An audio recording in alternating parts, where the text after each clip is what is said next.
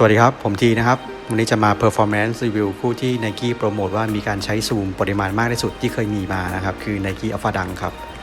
ใจจริงผมก็จะยังไม่ซื้อคู่นี้นะครับเพราะว่าราคาที่ไทยเนี่ยสูงมาก 6,400 บาทแต่เผอิญพี่สาวผมได้ไปเที่ยวมาเก๊านะครับและราคาเนี่ยถูกกว่าที่ไทยราคาอยู่ที่ 5,200 บาทนะครับซึ่งถือว่าถูกกว่ามากนะครับผมเลยจัดคู่นี้มาซึ่งทางมาเก๊าเนี่ยมีอยู่3สีนะครับมีสีน้ำเงินดำสีนี้แล้วก็สีชมพูนะครับเผื่อใครไปเที่ยวเนี่ยจะได้เก็บไว้เป็นข้อมูลนะครั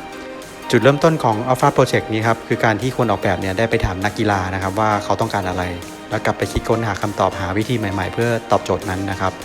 และ Alpha Project เนี่ยแต่ละสีเนี่ยก็ย้อนให้นึกถึงช่วงเวลาที่มีดังสำคัญนะครับเช่นสีที่ผมซื้อมาคือสี USA นะครับหรือดัง Update หรือที่วินส์ การ์เตอร์ดังข้ามหัวคนสูง7ฟุตนะครับในการแข่งโอลิมปิกนะครับสี Pure Magic สีดำน้ำเงินที่แอรอน กอร์เดนลงประกวดสแลมดังนะครับคนออกแบบเนี่ยอยากจะให้เปรียบเทียบว่าใส่แล้วเรามีความรู้สึกมีอารมณ์ประมาณนั้นนะครับมาดูกันครับว่ารองเท้าคู่นี้จะเป็นยังไงบ้าง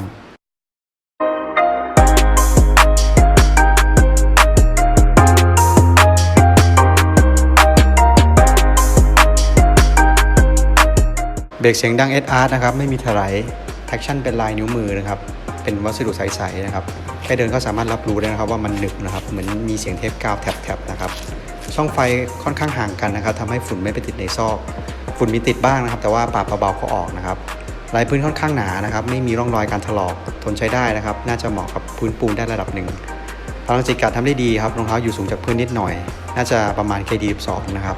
ช่วงที่ผมเทสรองเท้าคู่นี้เป็นช่วงหน้าฝนนะครับเพราะฉะนั้นสนามไม้ B Pro เนี่ยค่อนข้างลื่นนะครับโดยผมได้ใส่คู่นี้นะครับโซเดอร์13 Zoom Rise นะครับแต่ว่ามีคู่นี้คู่เดียวนะครับที่ผมยังพอวิ่งได้นะครับคู่อื่นผมต้องเดินเอาไม่กล้าวิ่งนะครับกลัวลื่นหัวทิ่มรองเท้าไม่มีเอาริเกอร์ด้านข้างนะครับแต่นี่ขนาดยังไม่มีนะครับเบรกยังดีขนาดนี้เลยถ้ามีเนี่ยคงครบเครื่องสุดๆต้องชมเขาว่าวัสดุยางพื้นใสแล้วก็ลายออกมาเนี่ยทำได้ดีมากนะครั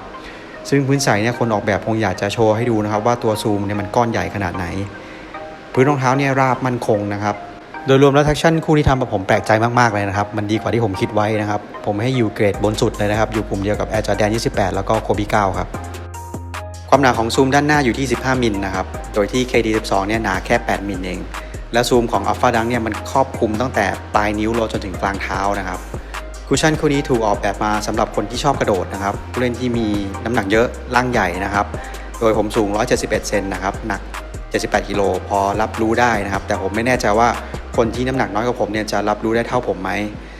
ตามสเปคคือเขาได้ใส่ Air Volume นะครับไปมากกว่าปกติที่ใช้ถึง9เท่าเลยโดยจุดเด่นที่ผมรู้สึกได้คือช่วงเท้าด้านในของทั้งสองข้างนะครับแค่เอานิ้วโป้งจิกลงไปเนี่ยก็สามารถรับรู้ถึงแรงเด้งได้สาเหตุที่เราสามารถรับรู้ถึงแรงเด้งตรงใต้เท้านิ้วโป้งมากกว่าตรงนิ้วก้อยนะครับเป็นเพราะว่ามีการเอามิดโซออกไปนะครับแล้วก็วางซูมใต้ตรงแผ่นเท้าเราแล้วก็ตรงแผ่นอินโซเลยแล้วก็มันเป็นจุดอีกอันหนึ่งที่เราลงน้ำหนักเท้ามากกว่านะครับเลยรับรู้ตรงนิ้วโป้งได้มากกว่าตรงนิ้วก้อยก็ต้องยอมรับไอเดียนะครับว่าไอเดียดีมากๆนะครับแล้วก็ไม่ส่งผลเสียถึงบาลานซ์รองเท้าด้วยนะครับตรงขอบด้านนอกนี่ก็มีพลาสติกใสๆนะครับแข็งๆเพื่อป้องกันการขยายของซูมนะครับแล้วก็เป็นการป้องกันบาลานซ์ด้วยส่วนด้านในมีการใช้โฟมนะครับเพื่อให้ซูมมีพื้นที่ในการขยายนะครับระบบรองรับการกระแทกทำได้โอเคเลยครับแต่ว่าแรงดีดเนี่ยชัดเจนทำได้ดีมากนะครับคอร์ดฟิลก็ไม่ได้แย่มากนะครับผมว่าเตี้ยกว่าตระกูลลาบอนโซลเจอร์อีกอยู่ไม่สูงมากถ้าเทียบกับ KD12 ด้วยน่าจะพอๆกันนะครับข้อเสียของคุชชั่นอันนี้คือมันงอเท้ายากมากครับและไม่คล่องตัวผมต้องนวดอยู่นานมากกว่ามันจะเบรกอินนะครับแอบปวดแล้วก็แอบเมื่อยตรงกลางเท้าแล้วข้อเสียของการที่งอเท้ายากเนี่ยมันส่งผลไปถึงการทำให้วิ่งไม่คล่องตัวนะครับแล้วก็ส้นเท้าเนี่ยเลื่อนขึ้นเลื่อนลงนะครับคือมันไม่ได้กระทบอะไรมากนะครับแต่ว่ามันให้ความรู้สึกรำคาญว่าทำไมส้นเท้าเรามันลอยๆเวลาเราวิ่งออกตัวนะครับส่วนคุชชั่นส้นเท้านั้นเป็นโฟมนะครับแต่ว่าผมไม่แน่ใจว่ามันเป็นโฟมแบบไหนนะครับถ้าให้เดาก็น่าจะเป็นคุชลอนนะครั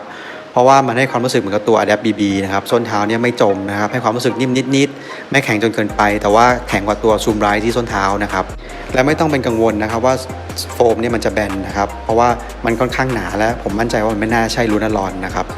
คุชชั่นที่เหมาะกับสายกระโดดนะครับสายแหวกกระโดดมันสนุกนะครับเหมาะกับคนที่น้ำหนักเยอะหน่อยไม่เหมาะกับคนที่ชอบรองเท้าเบาเตี้ยติดพื้นนะครับและต้องรับการงอเท้ายากได้นะครับสำหรับแผ่นอินโซเนี่ยมันหนาแล้วก็มันนิ่มนะครับแต่ว่ามันไม่ได้รองรับการกระแทกได้จริงๆนะครับผมเลยเปลี่ยนเป็นแผ่นอินโซอย่างอื่นที่แข็งขึ้นเพิ่มการคล่องตัวแล้วก็ความรวดเร็วในการกดถึงซูมนะครับและจะได้รับรู้ถึงการเตี้ยติดพื้นมากขึ้นด้วยแต่ก็แลกมากับความรู้สึกที่นิ่มออกไปครับค คนที่เท้าเรียวทับปกตินะครับสามารถลดครึ่งเบอร์ได้นะครับคนเท้าบานเท้ากว้างเท้าอ้วนใส่ตรงไซส์นะครับผมเท้ากว้างนิดๆนะครับใส่ตรงไซส์แล้วเนี่ยเหลือพื้นที่ด้านยาวนิดหน่อยหน้าผ้าเบานะครับไม่หนาไปไม่อึดอัดนะครับหน้าผ้าเป็นฟลายนิต2ชั้นนะครับ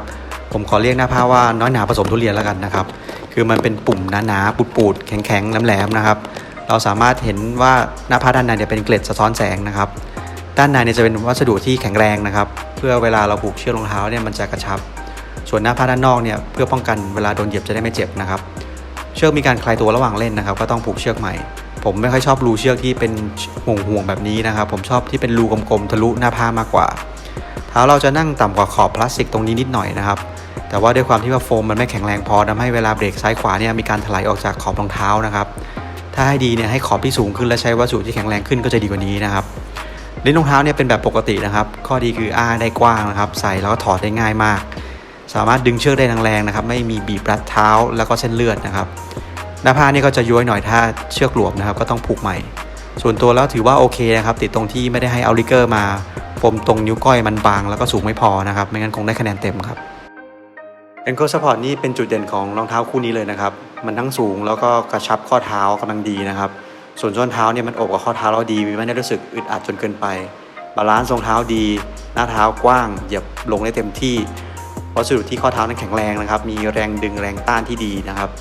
ส่วนข้อติคงเป็นอาการเลื่อนขึ้นเลื่อนลงของส้นเท้านะครับเพราะว่างอเท้ายาก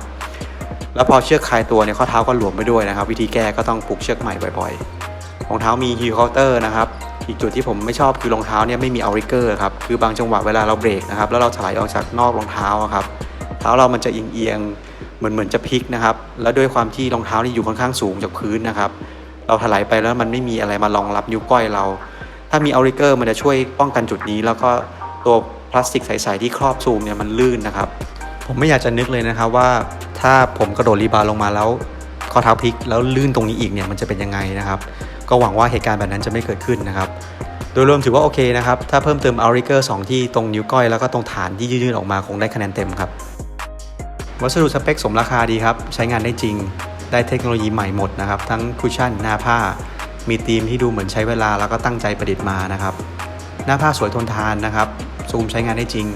traction ดีแล้วก็ทนนะครับแต่ราคา 6,400 เนี่ยผมถือว่าแพงมากนะครับถ้าราคา 5,000 นิดๆแบบมาเก๊าเนี่ยยังพอไหวนะครับข้อติสำหรับสีนี้คงเป็นวัสดุที่ส้นเท้าครับคือมันให้มาเป็นหนังสักๆนะครับแล้วก็เพิ่มน้ำหนักให้รองเท้าโดยไม่จำเป็น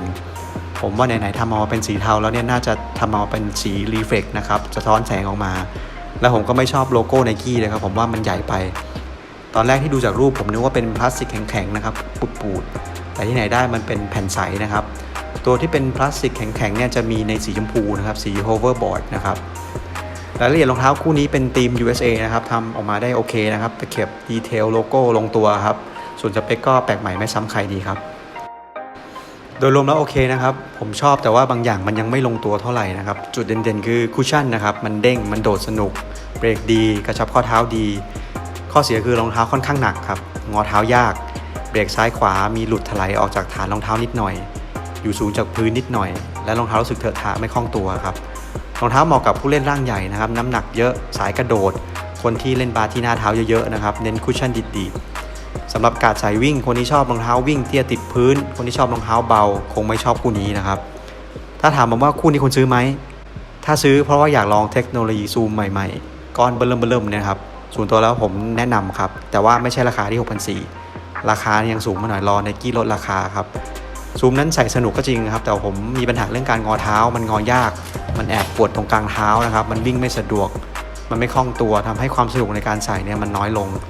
ทีนี้ก็ต้องถามใจตัวเองแล้วครับว่าอยากจะสนุกกับซูมและแลกกับสิ่งเหล่านั้นไหมขอขอบคุณที่ติดตามครับเพื่อนๆใส่แล้วเป็นยังไงมาแชร์กันได้ครับ